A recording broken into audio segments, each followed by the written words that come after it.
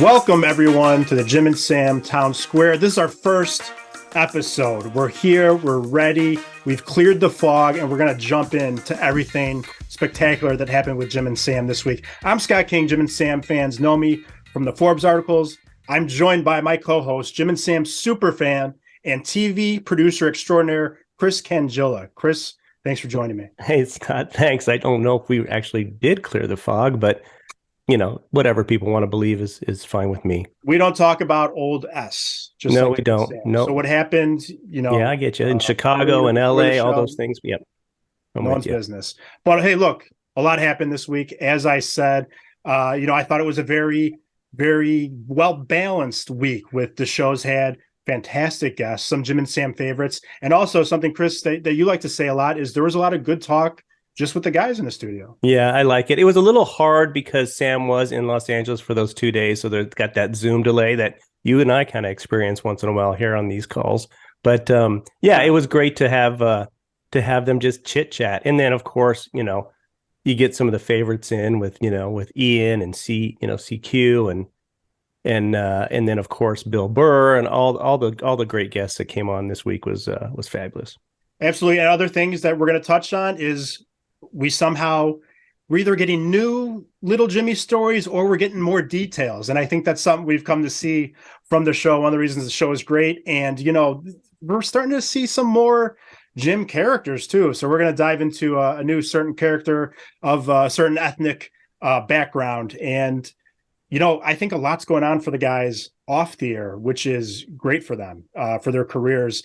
The big news, obviously, UFC, the parent company of UFC Endeavor just bought 51% of the WWE. We know Sam does a lot for the WWE. Jim obviously gets paid by the UFC for his podcast he does with Matt Serra.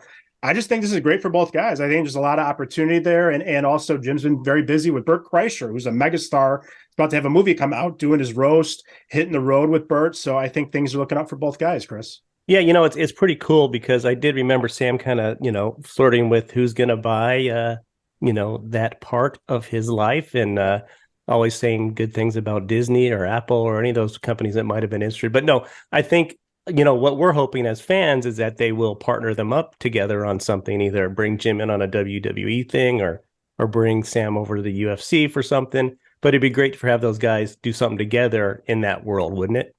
Absolutely. Can you imagine that? I mean, we know Jim loves Wrestlers Mania. So hopefully they do something from there again. Look, let's get to the guests. There were some great guests this week, some new people, some classic Jim and Sam, Opie and Anthony guests.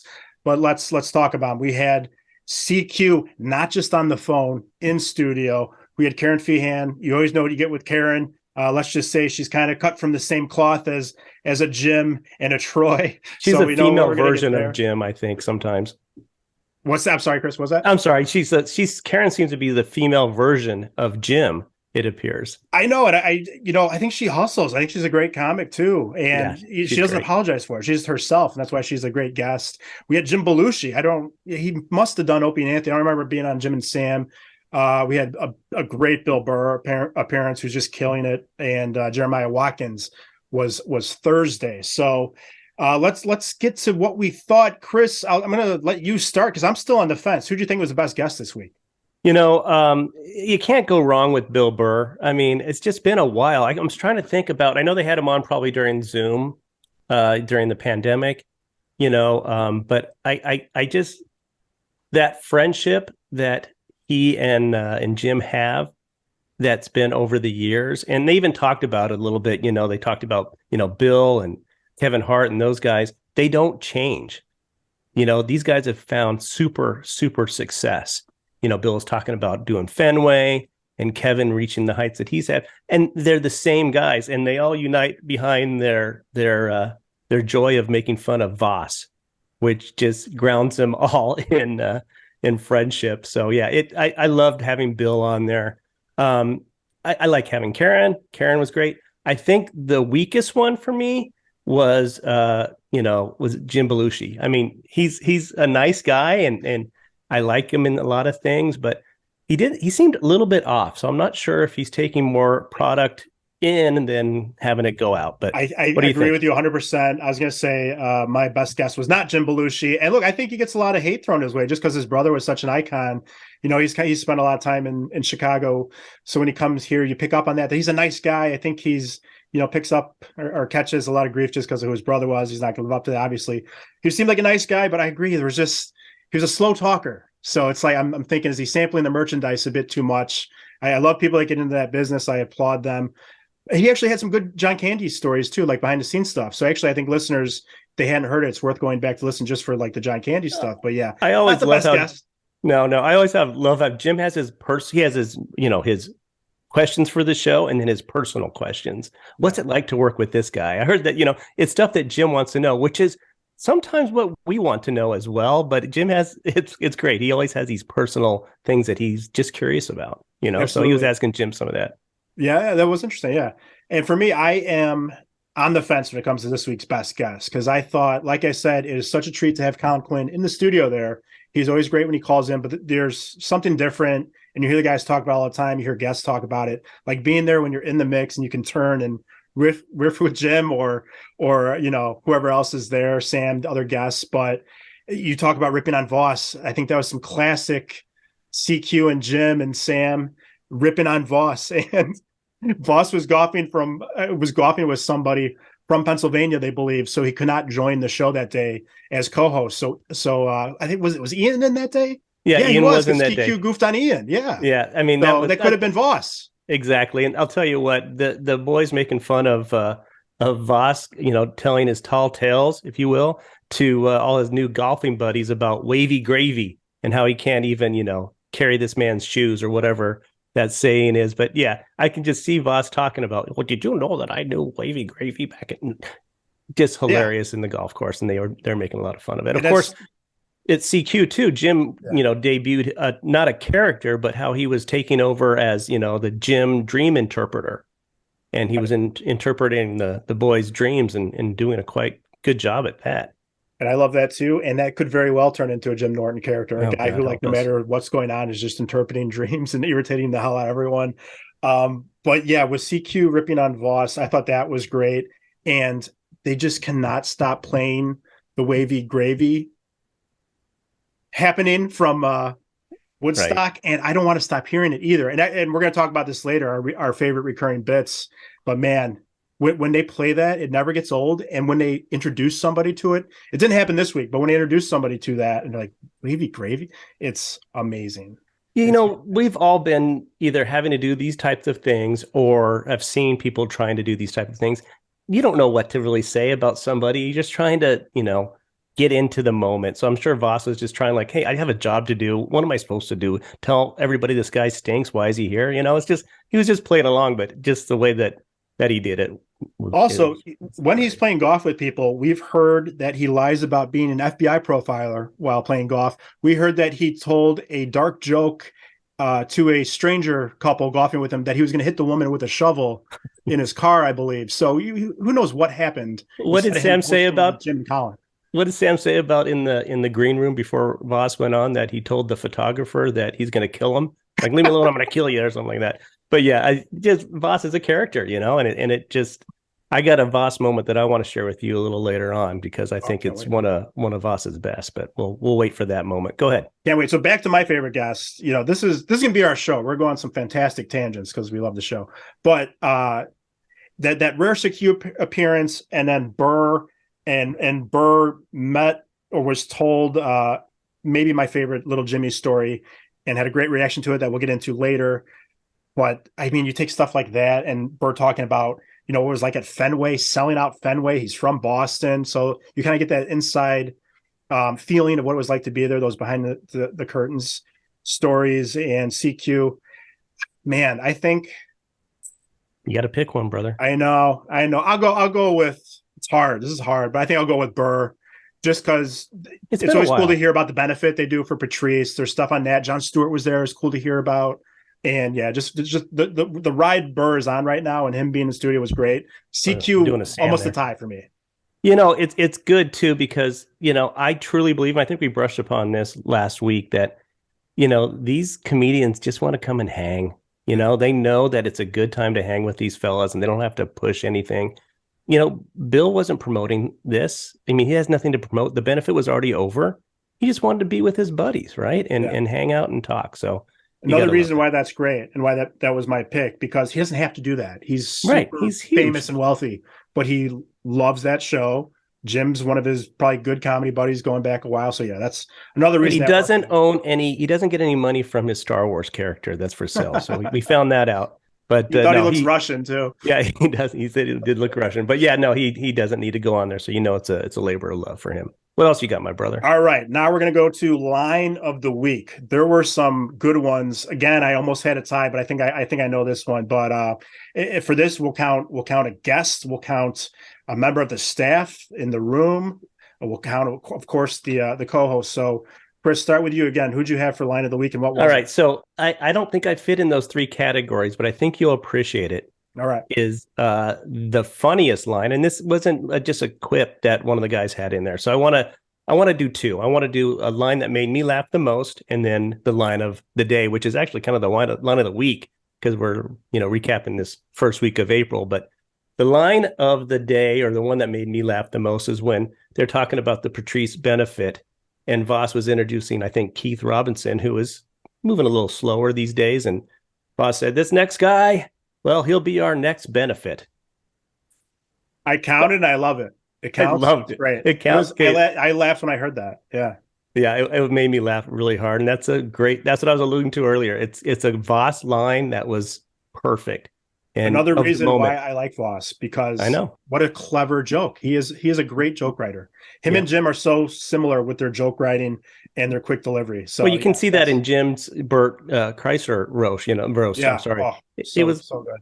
Spot on. All right. So here's my true in the moment line. And I can't remember who said this, so bear with me.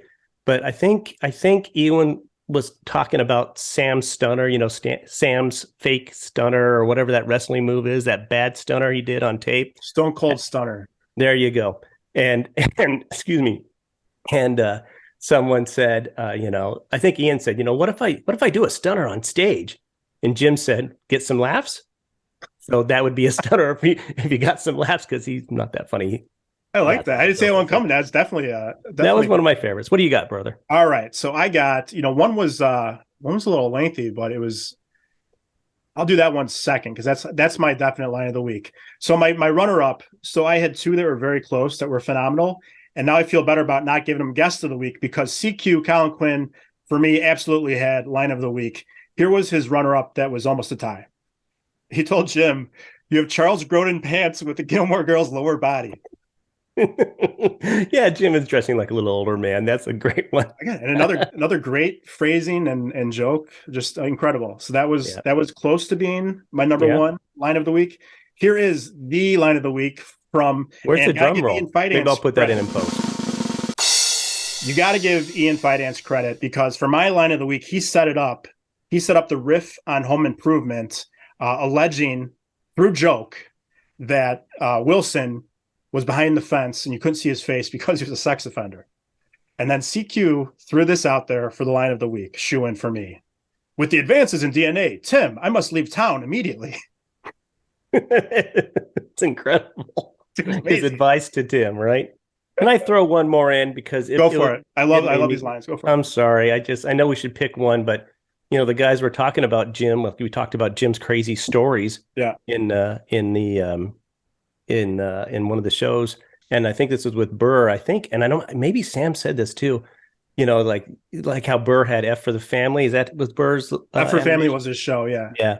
And Rock had Everybody Hates Chris. Well, Jim's would be Everybody F's Jim. Dude, that was another one. Yeah. That was another good one for me. And I don't know if you felt this way. It just was like a perfect week for me, for what I want with the banter, where it's just them, these amazing lines, great guys. It was such a great week of the show. The only downfall was that Sam wasn't in studio, and we had that delay, and it felt like Sam couldn't participate like he normally would when he's in studio. A little bit. But other than that, we're stepping on each other tonight, because it's a hard technology to get through.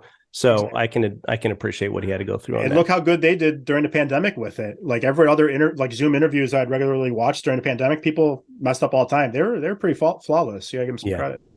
For sure. Now we go to what's been an amazing part, not just of Jim and Sam, but going all the way back through O&A history, Little Jimmy stories. And here we are in 2023. We already had years of Jim and Sam, and we're still getting more Little Jimmy stories. And Jim's matured as a guy too, and these are still coming out, and they're amazing. And what surprises to me, and I'm sorry to interrupt you, is that no. Sam, who has known Jim for how many years, is hearing them for the first time. I can understand us fans hearing things for the first time, but Sam's like, what happened? Totally. That cracks me up. Continue. No, and Travis does the same thing too. He's like, what? And Jim always goes, can I tell you guys this? There was like, no, this is crazy. And it's always like, this is not okay that this happened to you. No. Poor Jim. So here's the ones that came out, and I want to hear what you have to say about them, Chris. So we had, this was in oldie, but the one I keep alluding to is probably the best Jim Norton Little Jimmy story. And he might have been like a teenager too. Those are still Little Jimmy stories in my book. I don't know about you. Yeah, but, I mean, just to clarify a little bit, Jim got into comedy when he was 19. Is that right? It might have been. Yeah, I think so. I think when he was really in there. So I mean, anything before Jim was truly on the road, or maybe the first year or two on the road, are Little Jimmy stories. He used to go by Little Jimmy Norton. Wasn't that his name when he started comedy? I'm not sure. I know they called him that on O&A a ton. Yeah. Especially so maybe that's what he's doing. But anyway, continue. Yeah. What's your favorite? Maybe he'll do it now. Who knows? Not if he goes on testosterone, right? That's right. He might do that. So we have Bill Burr hearing the Devil in the Lake story. And it's even better than the Wavy Gravy. When you have someone in who doesn't know that, it's an A-list celebrity, and he's known Jim forever.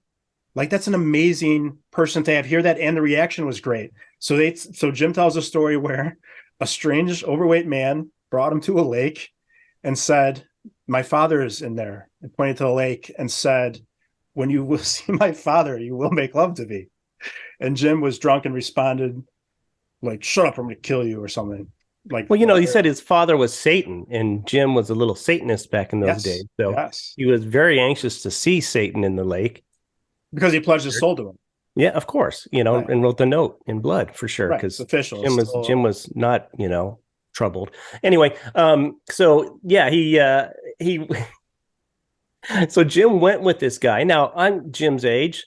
I remember those years. You did go do stupid things where you'd ride with strangers in the car, or someone would give you a ride somewhere you didn't know, or you go in somebody's house, it was just a different time. So I can understand that part of Jim taking a ride with this guy, but the whole rest of the story just scares the crap out of me. No, I don't know if anyone else ever heard those exact words. So when the guy said that to Jim, Burr said that sounded like death metal lyrics, which I thought was hilarious. Exactly. My father in the lake, make love to me. Make love to me. Come on, right now. Yeah, and that's what cracks me up too, is yes, the A-listers, Jim's friends that haven't heard these stories think they're hilarious, but aren't surprised by them. The big part of it is they're like, "Hey, that's Jimmy. That's Jim." A great point. We didn't hear a what? What happened to you? From Bill Burr? Like, oh, okay, it's weird, and that's my buddy Jim. Yeah, right. Exactly. I love those little Jimmy stories. We talked about in person about the pool story that we heard about. I think he's talked about that before. You want to share?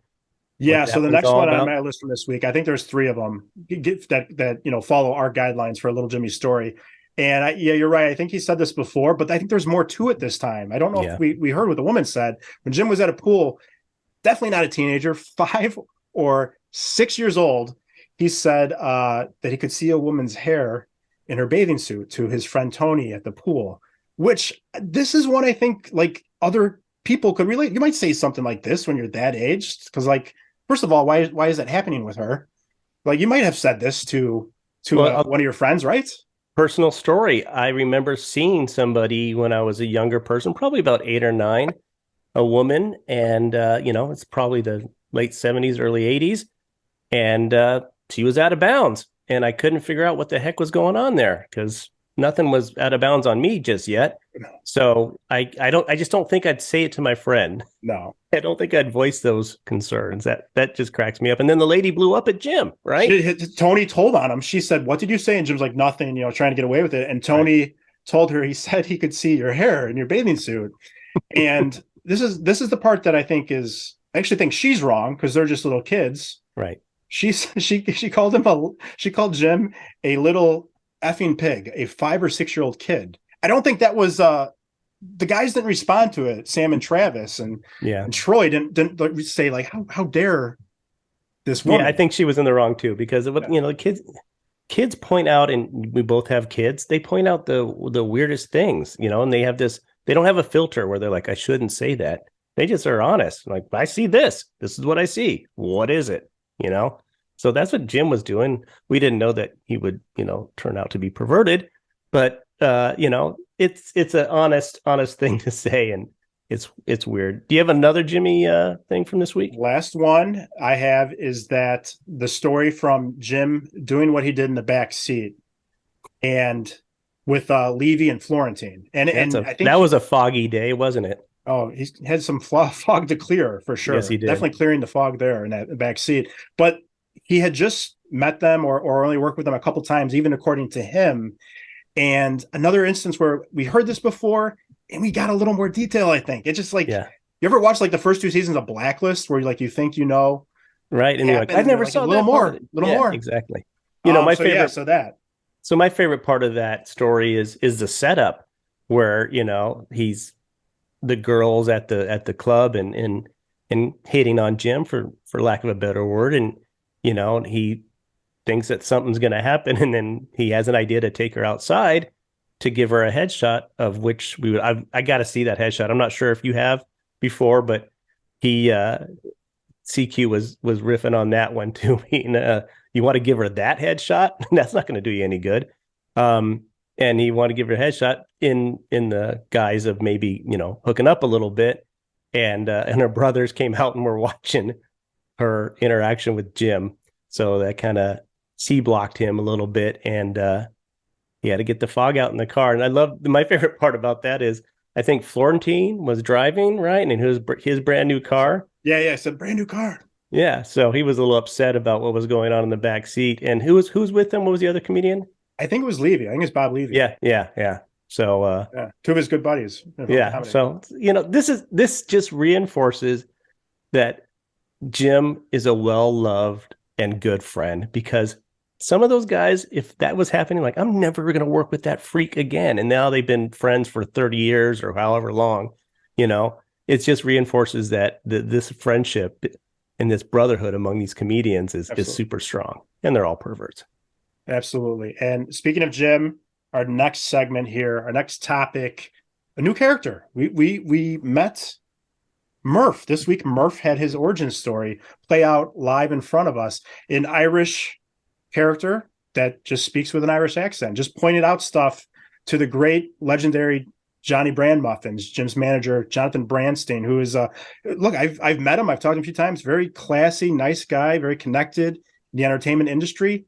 And he has this love-hate relationship with Jim's characters, just like everyone else. Yeah, it's exactly. I mean, Jim does it to annoy him. My favorite story is about Jim and his manager, the passing gas in the car and having Brand Muffins go back in the car to move it and get destroyed by Jim's smell in there. I think that's hilarious. I remember in my youth, we used to call it a cup of love. You'd cup your fart and hand it to the next guy. Or walk up behind him and put it right underneath his nose, and it works. It works, and destroy him that way. But yeah, I mean, Murph was great. Of course, he not debuted, but he told the rest of us in front of one of the Irish comics of the world at CQ. So I'm sure that CQ loved that. Okay, here, this is a Jim and Sam Town Square exclusive. I have a reaction to Murph from the man himself, Jonathan Brandstein. I texted him today. I said, was Jim's new friend Murph easy to be around? And Johnny Brand Muffin said, oh, please, he's the effing worst. But he didn't say effing. Yeah.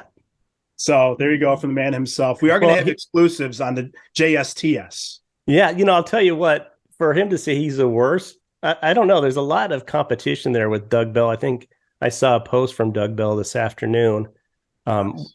And you got Doug and Chip and Edgar and what else? There's a lot of them. Think about it. What's that guy? Think about it. What's that guy's? Craig Schinkel. Craig Schinkel. There's so many. And Pan, we haven't heard from Pan in a while. Oh, I forgot about Pan. Dude, I want to talk about this on another show because I got to do more research. But he did a great podcast with Bobby Kelly a couple months ago, and he started doing new characters. He just does in his apartment for Bobby Kelly. I think part of his new characters thing is to annoy his girlfriend, and he just finds joy in just doing other things. I think it's funny. But let's pivot just a little bit and let's talk about Sam because,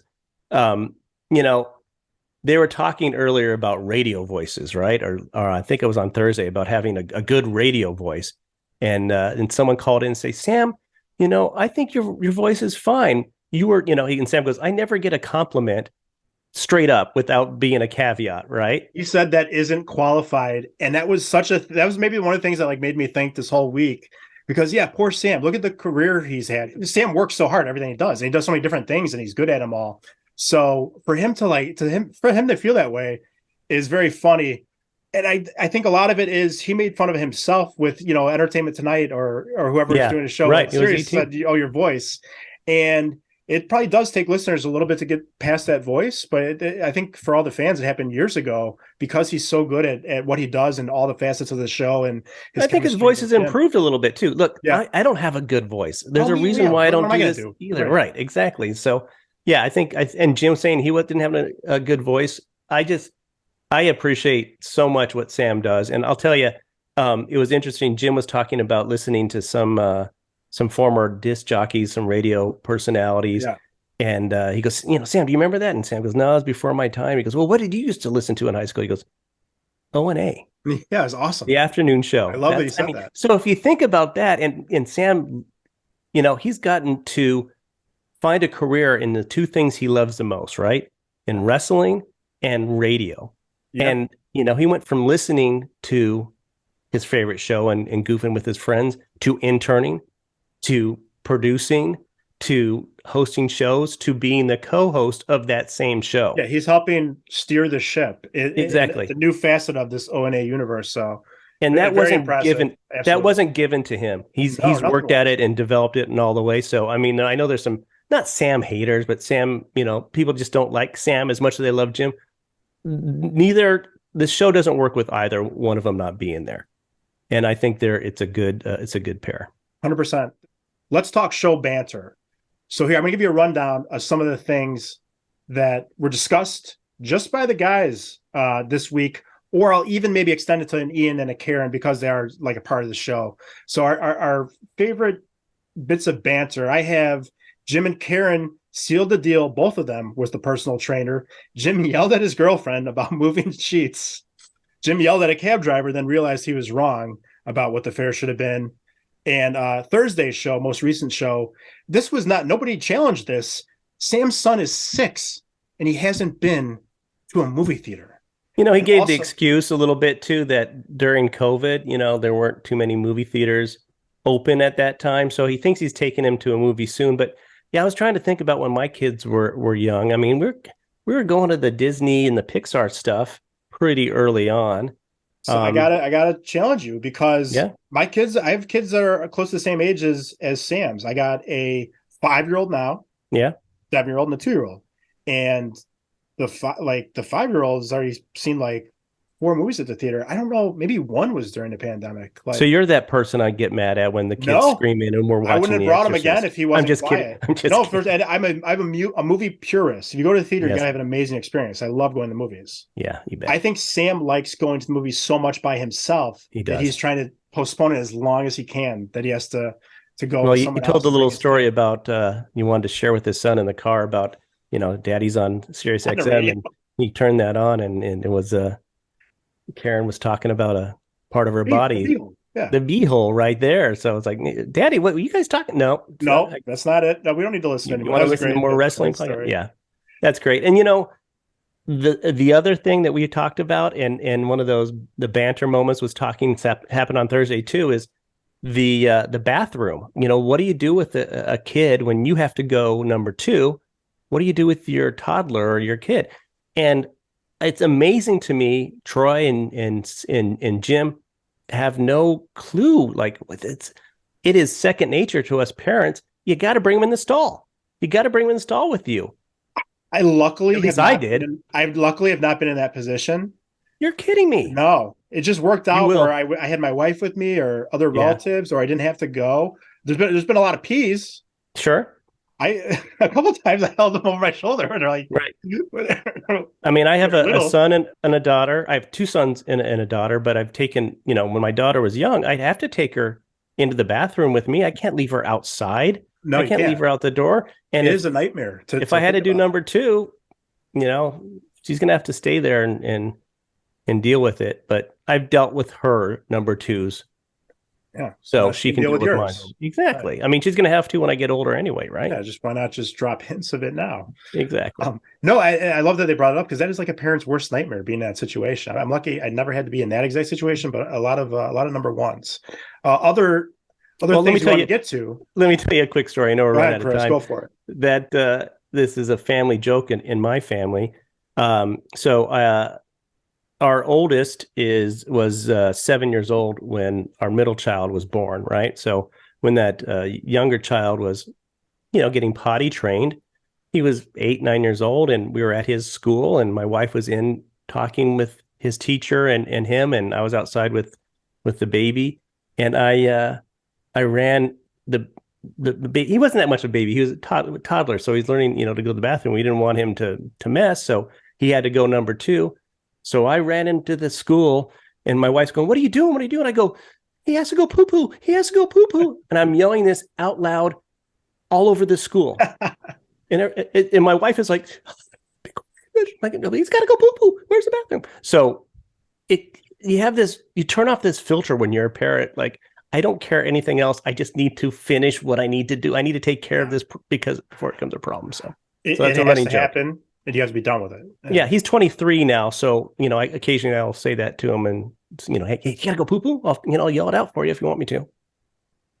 Last thing we're gonna get to, our last segment for our first show, recurring bits. What are our favorite ones? And we hear guys know the E-Rock hints. Guys know the wavy gravy. Hey. People know what else? What else is there that you like? So it's a new recurring bit, and I love that they're doing it. I think every day they bring up Troy being a hound and a legend, and it's driving Troy crazy. Sam specifically brings it up almost every day. Now this is knowledge from long ago, but over the recent, I would say, month or so, it's brought up almost every day. He did get the retirement banner or plaque, I should say. But yeah, I just love that they give Troy grief about being a hound. And then my other recurring thing that I love is they talk about, the challenges with a former co-host of this show. Yes. And they don't even mention him by name, but they're like, well, I've had difficult situations in working with somebody closely for a year or two that made it really a challenge. They're talking like that where we know exactly what they're talking about, but I guess they won't get any legal action. No, everyone knows very obviously who they're talking about, and it's little jabs, and it's kind of like it's always a perfect time for them too. So it is what it is, and that's funny. It's funny to me, and I think everything that happened and is happening still is very clear, unfortunately. So what are your last thoughts, my brother, before we ran out of time? I'll go to another recurring bit we've had over the years. Is a little bit of the KID action. Anytime Kid Rock does anything, these guys are on top of it, and they'll come back from break with a little ba something that gets your blood going. And I think he lit up a 6-pack of Bud Light. Yes, right? Most recently shot Bud Lights, I believe, with a gun. I think someone had a comment. It's like, if other people joined in doing this, they'll probably have empty cans because they'll drink the beer first and then be part of that. And I saw that there's some whiskey stuff going on too with that. So it's all over the place. But yeah, Kid Rock, and the name of his restaurant I don't remember, but it has a name that Travis likes saying a lot because it's very Travis long. Is very good at saying it. Troy called it the honky tonk badonkadonk on Thursday, which isn't bad. which isn't which bad. would be great to go to also. But I think they just do such a good job of naturally, with some good natured ribbing, capturing his clear douchiness. Kid Rock is such There's a a lot. ridiculous person these There's days. a lot. Like you said before, it was a great week of radio, right? We had a good mixture of guests and the guys just hanging out. It was just crisp. It was fantastic. The perfect mix. So it was fantastic. And thank you, Chris, for joining me and dissecting this amazing week. And thank all you guys for listening and watching. Yes, Scott, it was my pleasure, and we'll see you all in the town square next time. Thanks for watching and listening to the Jim and Sam Town Square. Please remember to like and subscribe and turn on that notification bell, not Doug Bell, so you don't miss an episode. And if you're listening to just the podcast, please leave us a 5-star review. We really appreciate it.